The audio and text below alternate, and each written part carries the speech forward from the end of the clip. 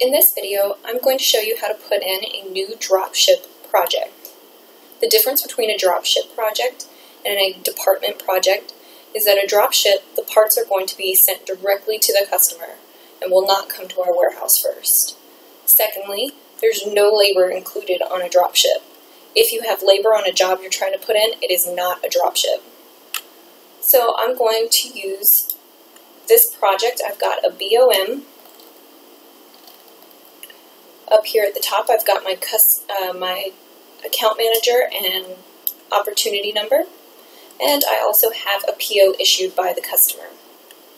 So to start, I'm going to get my new project details window, and I'm going to start by entering my red mandatory fields. So I'm going to be using this information here, my opportunity number,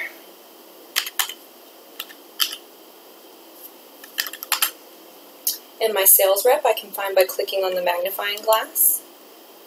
I can see that it's Chris Butler, so I'm going to type in the first name, which will filter out everyone else.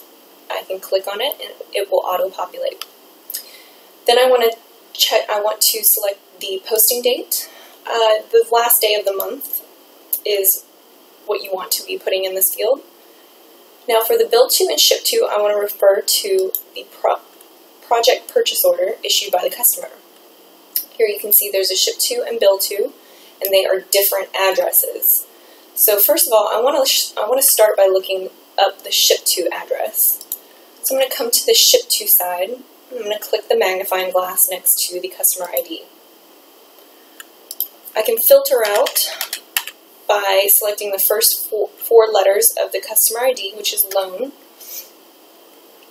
and then search for the address for the ship to, which is the 2700. That will filter out everything else and give me the address I'm looking for. When I select it, it's going to auto-populate in my ship to address. And now I want to select the same thing over here in bill to, but I want to find the address for the 500 research. So let's start by looking at loan 024. I must select the same one, but instead of primary, I'm going to click the magnifying glass and find the bill to that's going to have the 5000 research forest drive to match.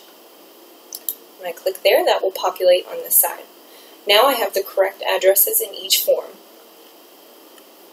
Next, I want to fill out the bottom parts down here that are mandatory. Business unit for a dropship is always going to be your department-dropship. So for this particular job, it's an EE dropship. PO number is going to come directly off of my purchase order from the customer. I can just copy and paste this. And my project description will be pulled directly off of the BOM. Right here, project name. This tells me what the job is for. Project type is going to be fixed price. The customer has signed off on a fixed contract amount, so fixed price is this type of project. After I've entered all this information, I'm going to click the Save button.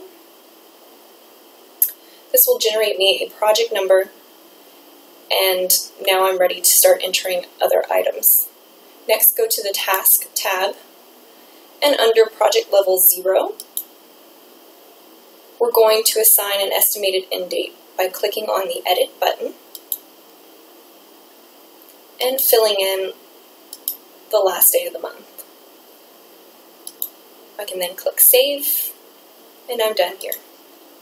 Next, we want to go to the Items tab.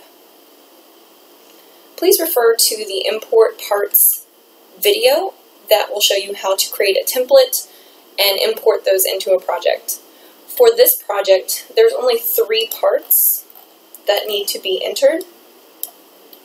So I'm going to show you how to do them using the parts entry window. So over here on the parts entry, I'm going to click this button, and that's going to give me my parts entry window.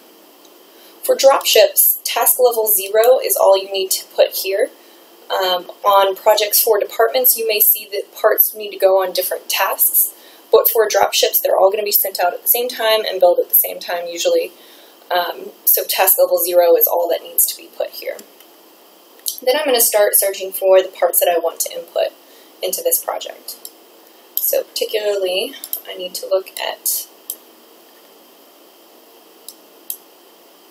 the BOM. Now these parts usually have a prefix that's going to be Cisco for these parts, particular parts.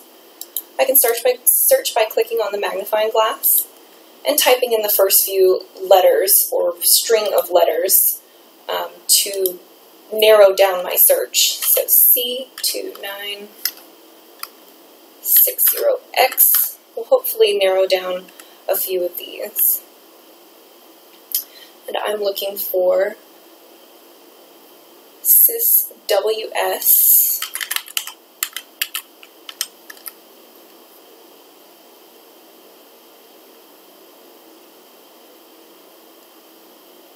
24PS,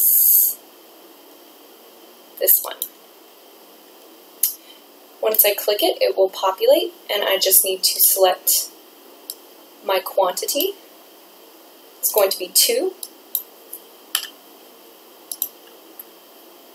My cost, unit cost, is going to be $16.93.35. And my sell price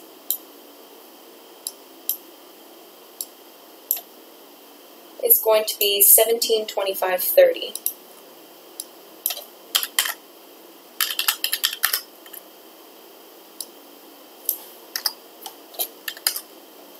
My vendor is going to be Cisco, and a requisition is required. A requisition just means that a purchase order will need to be generated for it. Okay, so now the next part I want to put in.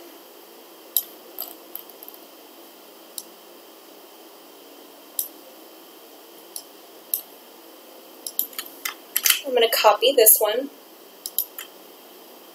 click on my magnifying glass, paste it into my item number, and then hit enter, and there we go, my part popped up. And again, I'm going to fill in my information. I've got a quantity of 2. My cost is $318.57. $318.57. And my price, my sell price, is going to be $323.47.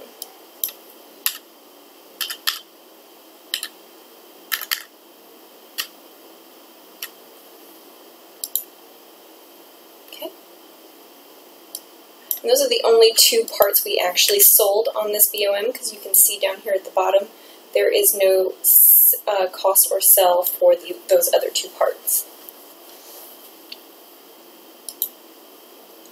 On my BOM though, I can see that there is a power cord included, so I am going to go ahead and include that on my BOM.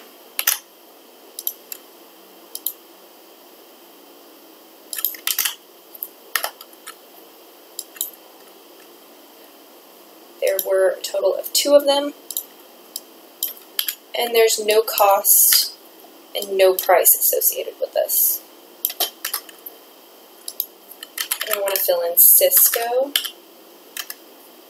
for all of these. Okay.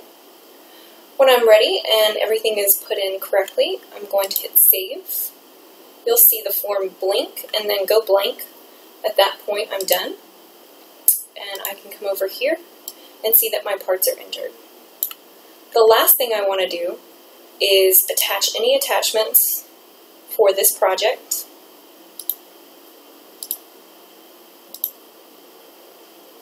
By going to the Attachments tab and clicking the Multiple Upload. From here I'll be able to search my files that I have saved to my desktop.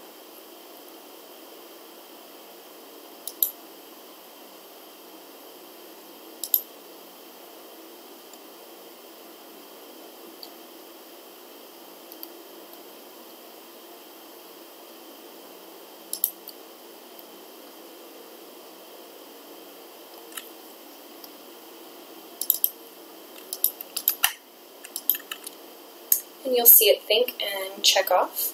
And from there I can click Save. and then my attachments will populate.